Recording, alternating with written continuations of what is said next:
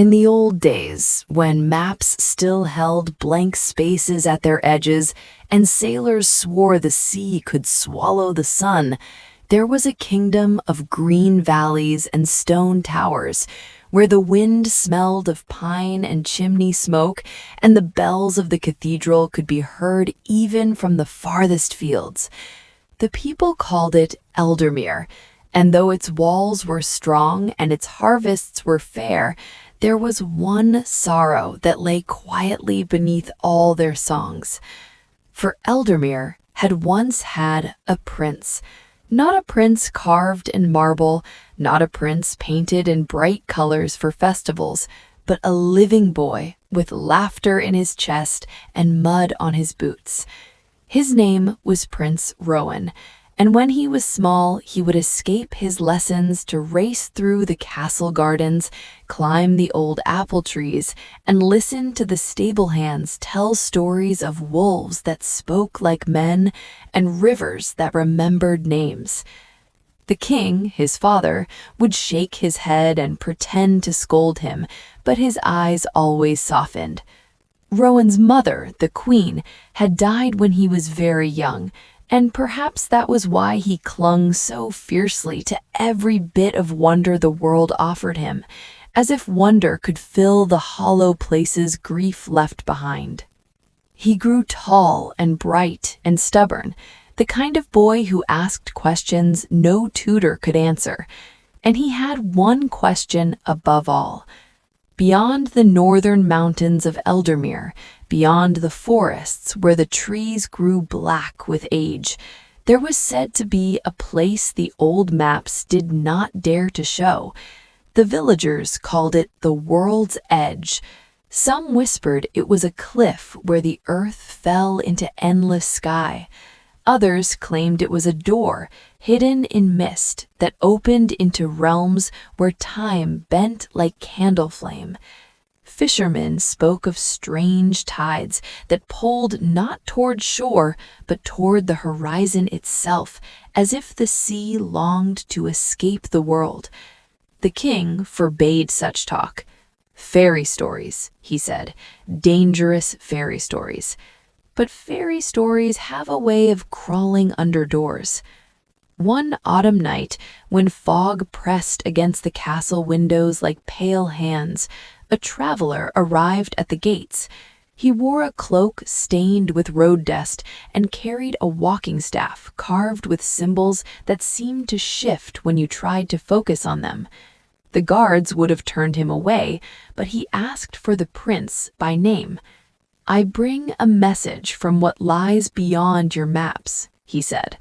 The king, wary, allowed him into the hall, only for a moment, only under watch. Rowan stood at his father's side, trying to look like a prince, and failing because his curiosity shone too brightly. The traveler bowed. Then, from inside his cloak, he drew a compass, not of brass, but of a dark metal that drank the light. Its needle did not point north. It spun slowly, as if listening. "This is the hollow compass," the traveler said. "It does not point to places. It points to truths you are avoiding." The king's hand tightened on the arm of his throne. "And why bring such a thing here?"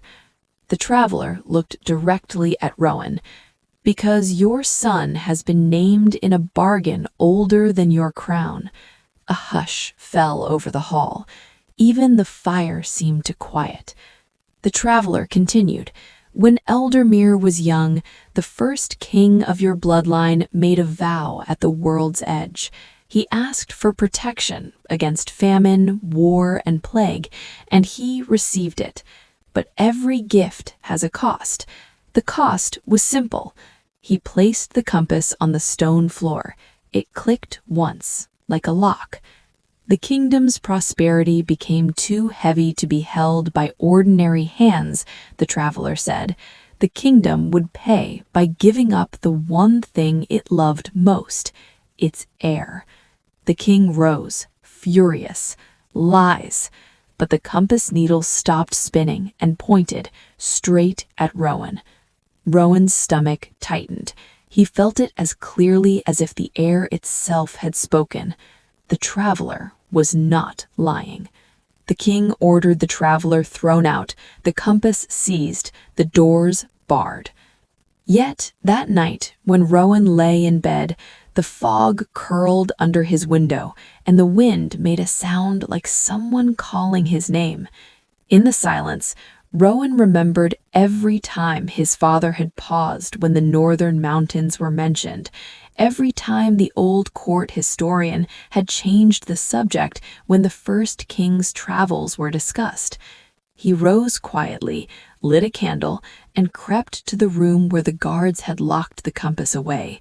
What happened next was not brave exactly. It was something more dangerous. It was certain. The lock yielded as if it had been waiting for his hands. The compass lay on the table like a closed eye. When Rowan touched it, it warmed beneath his fingers. The needle swung and pointed toward the north window. Rowan took a cloak, a small knife, and a single loaf of bread. He did not wake his father. He did not leave a note. He was afraid that if he wrote his intentions down, they would become real, and he was not yet ready to be real. So he slipped out of the castle and into the fog. By dawn, the towers of Eldermere were behind him. He traveled through villages that still slept, across fields silvered with frost, and into the forest where the trees grew thick and old. The hollow compass did not point toward roads. It pointed to the hardest path, the one most hidden, the one that made his skin prickle as if warning him back. For 3 days he walked. He slept beneath roots, drank from cold streams, and listened to wolves howl from far-off ridges. On the 4th day, he reached the foot of the northern mountains, great stone backs rising into clouds. There, in a narrow pass, he found the first sign that he had stepped out of the world he knew. A stone arch stood alone between 2 cliffs, carved with spirals and runes worn smooth with time. And beneath the arch, as if someone had been waiting a long, long while, sat an old woman with a basket of apples. Her hair was as white as frost, and her eyes were the color of deep water. "You're late," she said, without looking up. Rowan stopped. "Late for what?" "For your own story," she replied, biting into an apple as if it was the most ordinary thing. Then she glanced at the compass in his hand and nodded. "Ah, the hollow compass chose you." Rowan swallowed. "Do you know what I am? Am I a bargain?" The old woman chewed slowly. "You are a prince, and you are a payment, and you are also a chance." "A chance for what?" "To break the pattern," she said, and at last her eyes met his. "But only if you are willing to lose what you think you're entitled to." Rowan's hands tightened around the compass. "I didn't come for riddles." "No one ever does," the old woman said, "but riddles come anyway." She reached into her basket and handed him an apple. Its skin was red and shining, too perfect to be real. "Eat," she said, "not because you are hungry, because the road ahead will try to change your mind. This will help you remember why you started." Rowan hesitated. Then he took a bite. The apple tasted like childhood, like summer afternoons and laughter echoing down castle halls. It hurt and healed at the same time. For a moment, he nearly turned back. The old woman chuckled. "Good. Now you know the road is already working on you." She pointed to the arch. "Step through, but do not look behind you until the wind tells you your name.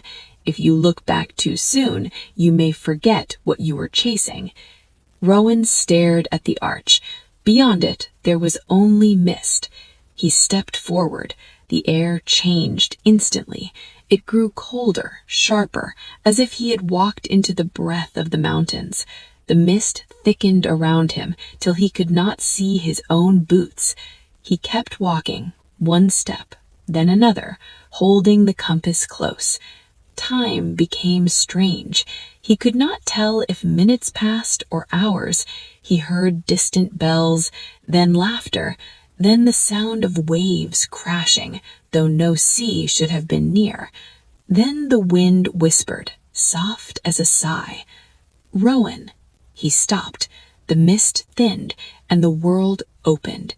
He stood on a vast plain of pale grass, under a sky washed in silver. Ahead, far ahead, the land sloped upward to a cliff so enormous it looked like the end of the earth. And there, at the very rim, stood something that made Rowan's heart stutter. A castle of black stone, half ruined, clinging to the cliff edge like a crow on a branch. This, he knew, was the place from the oldest whispers, the world's edge. As he approached, the hollow compass needle stopped spinning entirely and rested perfectly still. The gates of the black castle creaked open by themselves. Rowan stepped inside. The courtyard was empty, but not abandoned. He could feel eyes on him, not from windows, but from the stones themselves. The air smelled of salt and iron, like storms. At the center of the courtyard stood a well, filled not with water, but with darkness so deep it seemed to swallow light. Around it were carved names, hundreds of names, worn into the stone as if by desperate fingernails. Rowan leaned closer and read a few. Kings, queens, princes. He saw his own family name among them. A cold wave of understanding rolled through him. "Welcome," a voice behind him